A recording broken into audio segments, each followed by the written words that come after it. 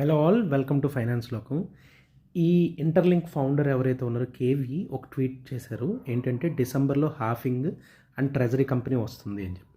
ఇప్పుడు ఈ హాఫింగ్ గురించి ఈ వీడియోలో మాట్లాడదాం. ట్రెజరీ కంపెనీ గురించి నెక్స్ట్ వీడియోలో మాట్లాడదాం. ఇప్పుడు ఈ హాఫింగ్ అంటే ఏంటంటే ఏదైతే మనం ఇప్పుడు మైన్ చేస్తున్నామో ఇంటర్లింక్ రివార్డ్స్ ఈ ఐటీఎల్జీ మనకి మైనర్స్కి వస్తున్నాయో ఆ రివార్డ్స్ అన్నది హాఫ్ అయిపోతాయి అనమాట.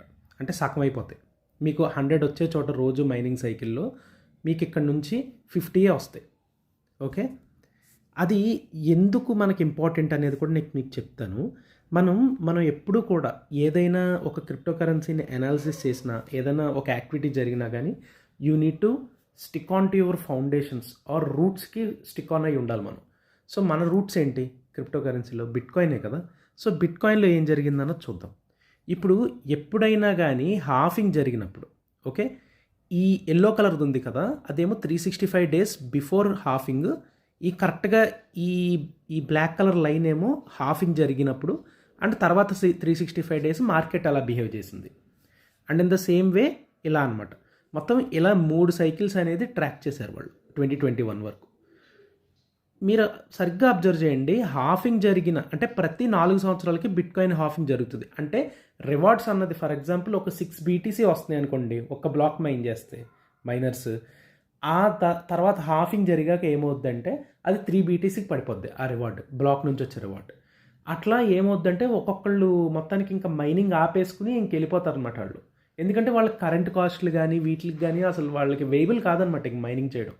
ఓకే, సో అక్కడ లార్జ్ కంప్యూటేషనల్ పవర్ అది వాడుతున్నారు వాళ్ళు. కానీ మన పాయింట్లో అలా కాదు. మన మొబైల్స్తోనే కదా మైన్ చేస్తున్నాము. దానికి ఏంటో నేను చెప్తాను. సో మీరు ఇప్పుడు చూస్తే ఈ మార్కెట్లో ప్రైస్ కూడా ఎప్రిషియేట్ అయింది. ఇప్పుడు ఇది మీరు సరిగ్గా చూస్తే మీకు ఇంకా బాగా అర్థమవుతుంది. ఈ హాఫింగ్ జరిగిన ప్రతి యాక్టివిటీలోని ఈ ప్రైస్ అన్నది పెరుగుతూ వెళ్ళింది. మీరు అబ్జర్వ్ చేశారు కదా. ఓకే, సో ఇది హాఫింగ్ అంటే. హాఫింగ్ అంటే ఏమి లేదు, స్కేర్సిటీ. అంటే మార్కెట్లోకి కొత్తగా టోకెన్స్ వచ్చి డైల్యూట్ అవుతుంటే ఆ డైల్యూట్ అయ్యేదాన్ని ఆపడానికే వాళ్ళు అలా చేస్తారు.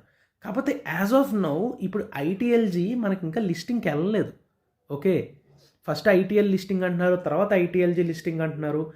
మోస్ట్లీ ఐటీఎల్జీ ఒక పాయింట్లో ఎప్పుడుకో పాయింట్కి లిస్టింగ్ అయితే అవుతుంది.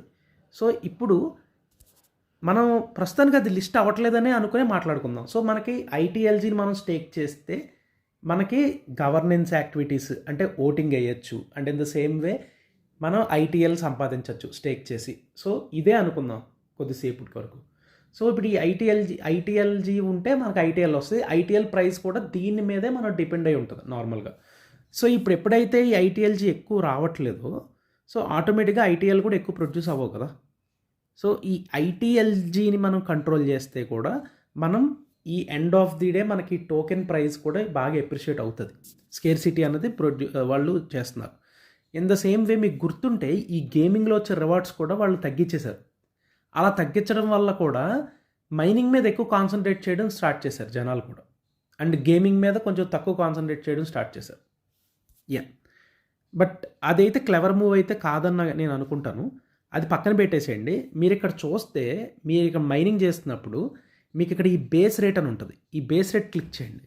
ఈ బేస్ రేట్ చూడండి వాళ్ళు ఎంత క్లెవర్గా డిజైన్ చేశారో. అంటే వాళ్ళు ఎంత ముందుకి ఆలోచించారు అన్నది చూడండి మీరు. ఇప్పుడు ఈ హెచ్హెచ్పి అంటే ఏంటి, మనం ఎంతమందిని మనం రిఫర్ చేస్తే మన డౌన్లైనర్స్ 0.2 హెచ్హెచ్పి మనకు కాంట్రిబ్యూట్ చేస్తే, అండ్ వాళ్ళ డౌన్లైనర్స్ అంటే సెకండ్ లైన్లో వాళ్ళు 0.1 హెచ్హెచ్పి మనకు కాంట్రిబ్యూట్ చేస్తే మనకి ఈ హెచ్హెచ్పి అనేది ఫామ్ అయింది, టోటల్ హెచ్హెచ్పి. ఇప్పుడు మీరు కొంచెం పైకి వెళ్ళి మీరు ఈ బేస్ రేట్ని కనుక చూస్తే ఈ బేస్ రేట్ ఎలా క్యాలిక్యులేట్ చేశాడంటే ఎప్పుడైతే HHP less than or equal to 10 ఉంటుందో, ఓకే, అంటే ఎవరు రీసెంట్గా జాయిన్ అయిన వాళ్ళు వాళ్ళ బేస్ రేట్ ఏమో ఎప్పుడు 1 ఉంటుంది. అండ్ వేరేజ్ ఎప్పుడైతే మనం బాగా పాత యూజరు ఎప్పటి నుంచో మైన్ చేస్తున్నాడు వాడికి హెచ్హెచ్పి ఈ రేంజ్ ప్రకారం 1.0 పెట్టేశారనుకోండి బేస్ రేట్, ఏమవుతుంది, వాడు డామినేట్ చేస్తాడు నెట్వర్క్ని, ఎక్కువ రివార్డ్స్ తీసుకుంటాడు. సో అలా చేయకుండా ఉండడం కోసం వీళ్ళు ఒక లాగ్తో డివైడ్ చేసి దాన్ని స్లైట్గా రెడ్యూస్ చేశారు. సో దట్ ఈ పాత యూజర్స్ని కొత్త యూజర్స్ని అంటే ఎక్కువ అడ్వాంటేజ్ పాత యూజర్స్కి వెళ్ళిపోకుండా, రైట్. అండ్ ఇప్పుడు కూడా ఇది కూడా సేమ్ అని నేను చెప్పట్లేదు, కాకపోతే ఇలానే కొంచెం దగ్గరగా ఇప్పుడు ఈ హెచ్హెచ్పీలు అన్నీ ఇలాగే ఉన్నా కానీ మనకు వచ్చే రివార్డ్స్ అనేది పడిపోతాయి. అర్థమైందా? సో ఇప్పుడు మనకు వచ్చే 100 దగ్గర మనకి 50 మాత్రమే వస్తాయి ఐటీఎల్జీ.